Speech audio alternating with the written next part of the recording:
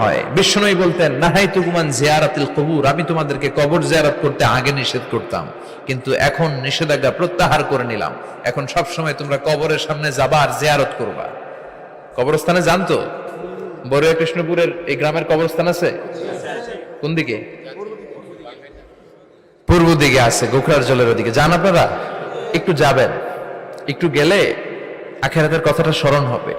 ওখানে ছোট শিশুরা শুয়ে আছে, কিশোর যুবকরা আছে, আপনার মতো তাগড়া যুবক মুরব্বীরা আছে।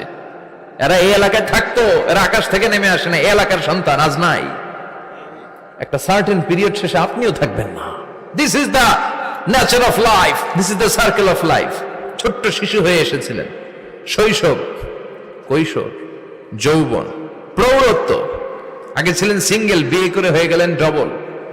এরপরে আল্লাহ আপনাকে একটা মেয়ে দিল, এরপরে মেয়েকে বিয়ে দিয়ে শ্বশুর হলেন, এরপরে ওই মেয়ের ঘরে সন্তান হতে নানা হলেন। আর কতদিন? অনেক দিন হলো তো, অনেক লম্বা সময় পেয়েছেন আপনি। Think about death. এবার যাওয়ার কথা ভাবেন, আখিরাতের সামানের কথা ভাবেন, ফিরে যেতে হবে। কি শক্তিশালী যুবক, বার্ধক্য চলে আসলে লাঠি ছাড়া চলতে পারে না। কুচকুচে কালো দাড়ি সাদা হয়ে যায়, দাড়ির শুভ্রতা, বয়সের ভার, রং ধরা যৌবন জং ধরে শেষ, ঠিক কিনা? This is the circle of life. যুবক ভাইরা, এটাই জীবন, চলে যেতে হবে, কেউ থাকতে পারবে না, ঠিক কিনা? এটা রিমাইন্ডার আল্লাহ এই সূরার ভেতরে দিয়েছেন যে তোমাদেরকে ফিরে যেতে হবে। এই লোভ লালসা ছেড়ে দাও।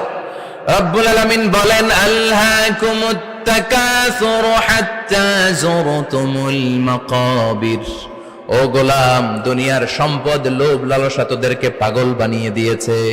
এই লোভ পাগলামি কোনোদিন তোদের থামবে না যতদিন না তোরা কবরে ঢুকবি, ঠিক কিনা? কার কথা? আল্লাহ বললেন, দুনিয়ার সম্পদ আর লোভ আর মোহে তোমরা গাফেল হয়ে গিয়েছো। আখিরাতের কথা বেমালুম তোমরা ভুলে গিয়েছো। কিন্তু আখিরাতে তোমাদের যেতেই হবে, কবরের বাড়িতে তোমাদের ঢুকতেই হবে, ঠিক কিনা? যেতেই হবে। আমরা ভুলে যাই।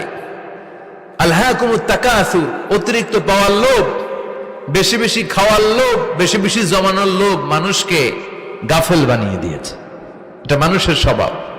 আরো চাই, আরো চাই, এই স্বভাবটা আছে না নাই? দেখবেন ছোট বাচ্চারা মসজিদের দোয়া অনুষ্ঠান শেষে জিলাপি দেয় না? বড়ুয়া কৃষ্ণপুর কি দেয়? আগে বাতাসা দিত না, এখন কি দেয়? জিলাপি দেয়, মিষ্টি দেয়। তো মসজিদের 2-3 গেট থেকে যদি দেয়, ছোট বাচ্চারা দেখবেন এদিক দিয়ে কয়েকটা নিয়ে আবার ওই গেটে লাইন ধরে। ওর হাত হলো ছোট হাত, ওর হাত ভর্তি জিলাপি, আর নেওয়ার জায়গা না, এরপর আরেক জায়গায় লাইন ধরছে, আরো লাগবে, আরো লাগবে। এই আরো আরো আরো চাই, এই স্বভাবটাই মানুষকে কুড়ে কুড়ে শেষ করে দিয়েছে।